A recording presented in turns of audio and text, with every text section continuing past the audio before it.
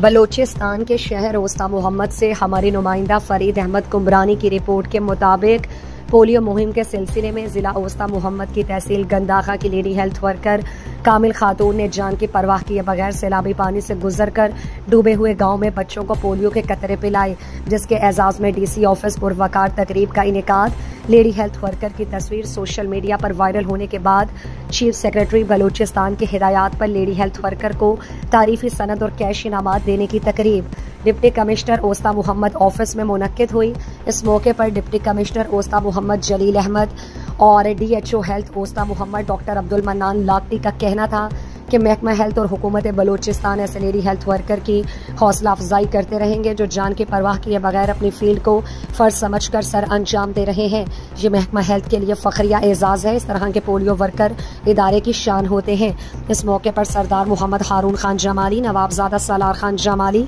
Mir Muzaffar Khan Jamali, assistant commissioner Usta Muhammad Ramzan Ishtiaq, deputy DHO doctor Karar Hussain Jamali, MS labour अस्पताल doctor Ahmed Khan Gopang, doctor Sushil Kumar, Mansoor Hussain, community communication officer ComNet UNICEF, WHO officer Fida Hussain Lashari, Mashooq Ali Jamali, Qalandar Bakhsh Khosa, general councillor Muhammad Bachal Soomro और दीगर भी मौजूद थे।